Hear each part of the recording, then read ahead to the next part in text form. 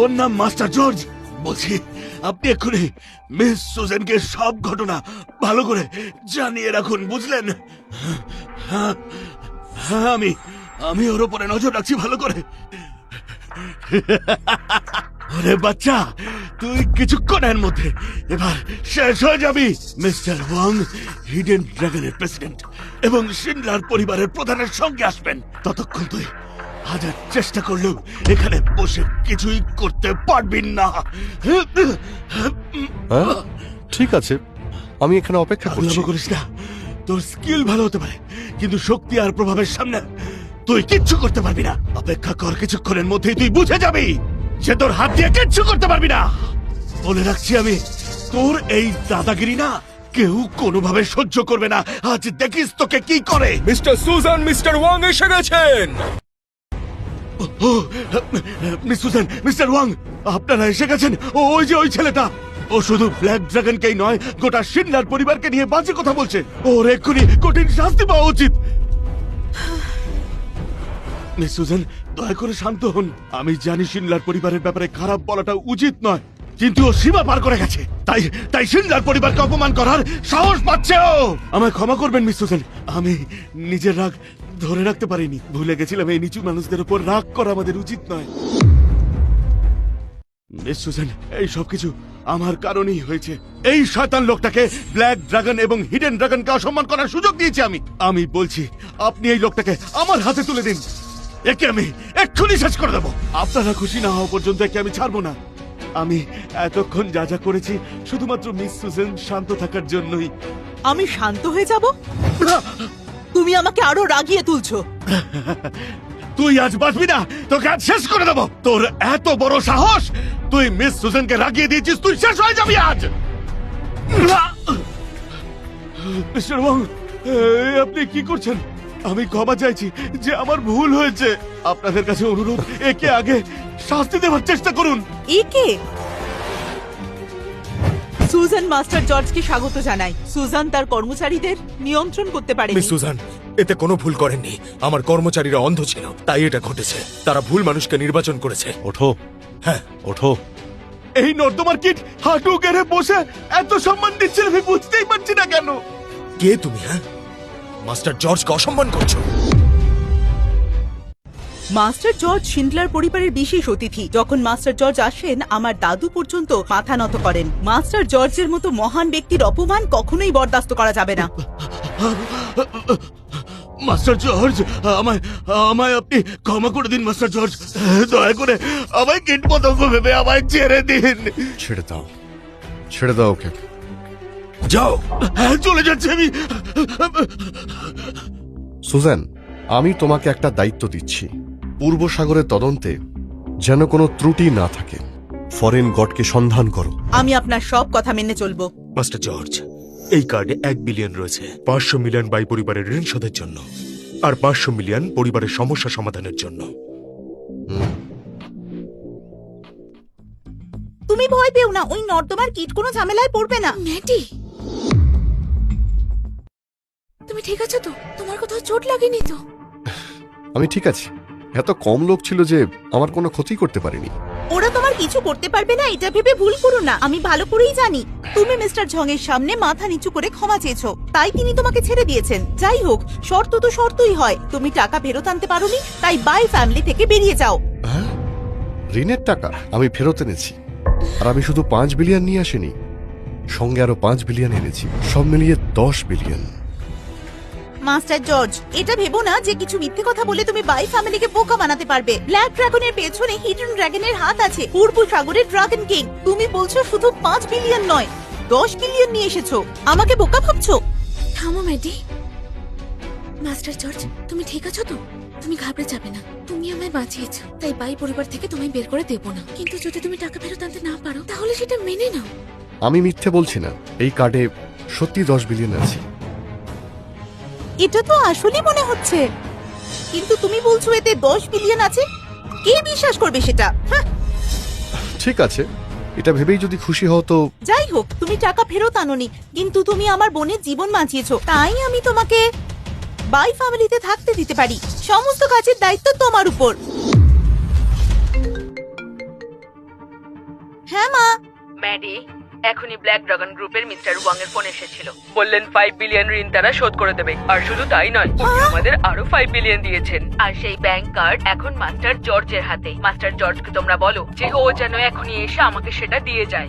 আমি ওই 10 বিলিয়ন এখনই চাই, এক্ষুনি মানে এক্ষুনি। আরে, তার মানে কার্ডটা আসল? তাহলে তুমি ঋণটা ফেরত পেলে কারণ তুমি ভাগ্যবান ছিলে। আবার তুমি মিস সুজেনের সাথে সাক্ষাৎ করেছিলে। তোমার কি মনে হয় যে তোমার মধ্যে কোনো বিশেষত্ব আছে? তুমি একটা মহিলার উপর নির্ভর ছিলে তোমার কাজ সামলানোর জন্য। এখন মিস্টার ওয়াং এর কার্ড পে হিসেব সমান। সমান সমান? ঋণটা তো আমি উদ্ধার করেছিলাম আর কার্ডটা ম্যাডি নিয়েছিল, তাহলে কিভাবে সমান সমান হবে বলুন তো? মাস্টার জর্জ, তোমার এই কথার মানে কি? আমি তো কার্ডটা নিয়ে নিয়েছি, আমার হাতে কার্ড আছে। এমন তো কিছু না যে তুমি পরিষ্কারভাবে বলেছিলে। ভালোই হয়েছে, কার্ডটা পাওয়া গেছে। তোমার জন্যই বাই ফ্যামিলি 10 বিলিয়ন হারাতো। মা, মাস্টার জর্জ মিস সুজেনের কাছে কাকুতি মিনতি করেছে বা করেনি, কিন্তু ঋণের টাকা তো মাস্টার জর্জই ফেরত এনেছে। তাহলে এই টাকা তো মাস্টার জর্জেরই পাওয়া উচিত। আমি যখন সমান বলে দিয়েছি তাহলে সমানই পাবে। কি সমস্যা? তুমি এই অকর্মণ্য ছেলের জন্য মায়ের বিরোধিতা করতে চাও? মাস্টার জর্জ, একটা কথা বলি, শুধু ঋণ ফেরত এনে তুমি মনে করো না যে বিশাল কাজ করে ফেলেছো। হ্যাঁ, তুমি বাই পরিবারের সঙ্গে আছো, তাই তুমি বাই পরিবারের অংশ। বাই পরিবারই তোমার জীবন বাঁচিয়েছে। তুমি বাই পরিবারের জন্য কাজ করবে, আর এটাই হবে। আমাদের আগের কথা আর কার্যকরী হবে না। তাছাড়া ম্যাডি চাকরি খুঁজছে। তুমি এলিগে কাউকে চেনো? ওই মিস সুজেন, তুমি তো ওকে ভালো করে চেনো, তাই না? ম্যাডি খুব ভালো কাজ করে, পড়াশোনাতেও ভালো। ওকে ম্যানেজমেন্ট পজিশনে চাকরি পাইয়ে দাও। এটা তো এমন কিছু বেশি নয়, বলো, চাকরিটা পাইয়ে দাও। হ্যাঁ, যদি তুমি ম্যাডিকে এলিংয়ে চাকরি না দিতে পারো তাহলে বরং তুমি বাই পরিবার থেকে বেরিয়ে যাও। মা, বলাটা সহজ, কিন্তু আমাদের তো এরকম কথা ছিল না। যখন মাস্টার জর্জ বাই পরিবারে এসেছিলেন তখন আমি তাকে কোনো কিছু করতে নিষেধ করেছিলাম। এখন তুমি তার উপর নতুন করে কিছু চাপিও না। প্রথমে তো ওকে ম্যাডির চাকরির কথা আমরা বলিনি। ক্যাথরিন, তুমি কি বলছো? আমি ইলিং নিজের শক্তিতে যেতে চাই। মা তো শুধু ভালো মনের, ওনার কারণেই এই বাই ফ্যামিলিতে থাকার অজুহাত পাচ্ছে। আমি মনে করি না যে ইলিং গ্রুপে যোগ দেওয়ার জন্য এর দরকার পড়বে। কি ঠিক বলছি তো? ম্যাডি একদম ঠিক বলেছে। ম্যাডি তার প্রতিভার উপর ভরসা করে এলিং গ্রুপে সহজেই যোগ দিতে পারবে। তারা তো সাহায্য করছে কারণ তাদের দয়া হচ্ছে। ওর তো ধন্যবাদ জানানো উচিত, তা না?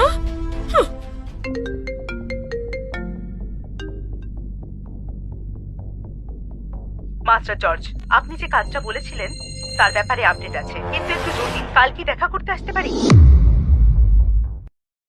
ঠিক আছে, কাল আমি ইলিং টাওয়ারে চলে যাব, ওখানেই কথা হবে। ও আর হ্যাঁ, বাই পরিবারের ম্যাডি আপনার ফিনলং গ্রুপে চাকরি খুঁজছে। সাহায্য করবেন? আশা করি আপনি আমার কথা রাখবেন। চিন্তা করবেন না, আমি সব সামলে নেব।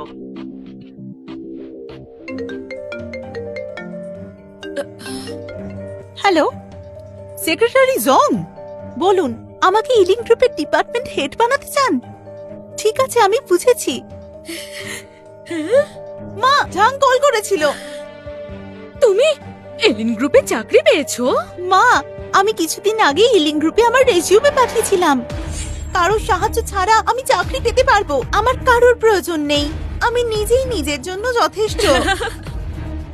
মাস্টার জর্জ, তুমি এক্ষুনি কার সঙ্গে ফোনে কথা বলছিলে? তুমি আবার মিস সুজেনের থেকে সাহায্য চাওনি তো? চাকরিটা তোমার জন্যই পেল। হ্যাঁ, আমি তো এখন সুজানকে ফোন করে বললাম। কি? মাস্টার জর্জ, তুমি একটা কথায় আমার সব পরিশ্রমে জল ঢেলে দিলে। এখনই এসে আমার কাছে ক্ষমা চাও। শুনলে না? এখনই ক্ষমা চাও। তুমি দেখলে দিব্যি সুযোগ পাওয়া গেছে, তাই তুমি আমার মেয়ের যোগ্যতার ক্রেডিট নিজের নিতে চাইছো? যাও ওর কাছে ক্ষমা চাও। আমি তো এখন সত্যি কথা বললাম, তাহলে কেন ক্ষমা চাইবো?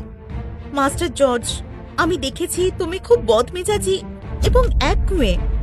মা, আমার মনে হয় আমাদের এই নোংরা মানুষের সাথে তর্ক করে সময় নষ্ট করা উচিত নয়। যতই বলো, আমি কাল ইয়েলিং গ্রুপে কাজ করতে যাচ্ছি। কেউ আমায় থামাতে পারবে না। এই লোকটাকে তোমার মেজাজ নষ্ট করতে দিও না। ঠিক আছে, ঠিক আছে, এই লোকটার সঙ্গে তর্ক করার দরকার নেই। এসো আমরা বরং উদযাপন করি। চলো, শ্যাম্পেনের বোতলটা খোলো তো। হ্যাঁ, একটু কম খেও, কাল কিন্তু অফিসে যেতে হবে, দেরি করো না। তোমায় ভাবতে হবে না। বেশি বেশি। আমি এসে গেছি। ঠিক আছে মাস্টার জর্জ, আমি এখনই আপনার সঙ্গে দেখা করতে আসছি। আমি জানি সচিব যে, আমি কি আপনাকে বলিনি আমি রাতে পার্টি করছিলাম, সেদিন সকালে আমার ঘুম ভাঙেনি। আমি মাত্র 2 ঘন্টা দেরিতে এসেছি, আমার জন্য কারো সমস্যা হওয়া উচিত নয়। মাস্টার জর্জ, তুমি এখানে কি করছো? ইলিং গ্রুপ তোমার মতো মানুষের জন্য নয়। তুমি এখানে আসার পর পরিবেশ খারাপ হয়েছে, তুমি এখান থেকে চলে যাও। আমার কিছু প্রয়োজনীয় কাজ আছে, তারপর আমি এখান থেকে এমনিই চলে যাব। আপনি কে? এভাবে কথা বলার সাহস হয় কি করে? জর্জ, আমি ইলিং গ্রুপের উদীয়মান তারকা, তুমি আমাকে অপমান করছো? Security, security! আমি ইলিং গ্রুপের ডিপার্টমেন্ট সুপারভাইজার হিসেবে বলছি, একে বাইরে বের করে দাও। ম্যাডাম, আমি কি জানতে পারি কি হয়েছে? এই ধরনের একজন ব্যক্তি ইলিং গ্রুপে কি করছে? আপনি কি অন্ধ? আমি জানি না আপনি কিভাবে চাকরি করছেন। আপনি ইলিং গ্রুপের নাম মাটিতে মিশিয়ে দিয়েছেন। মিস, আসলে আমি জানি না আপনি কিসের কথা বলছেন, কিন্তু ইলিং বিল্ডিং এ প্রতিদিনই অনেক লোক আসে। যতক্ষণ তারা কারোর কাছে ব্যাঘাত না ঘটায় ততক্ষণ তারা লবিতে থাকতে পারে। তোমার এত সাহস হয় কি করে? তুমি আমার সঙ্গে তর্ক করছো? তুমি কি জানো আমি... ম্যাডি, অনেক হয়েছে। এরকম ব্যবহার যদি আরেকবার করো, মনে রাখবে এখানে আর থাকতে পারবে না। আমি যোগ দেব না। আপনি কি স্বপ্ন দেখছেন?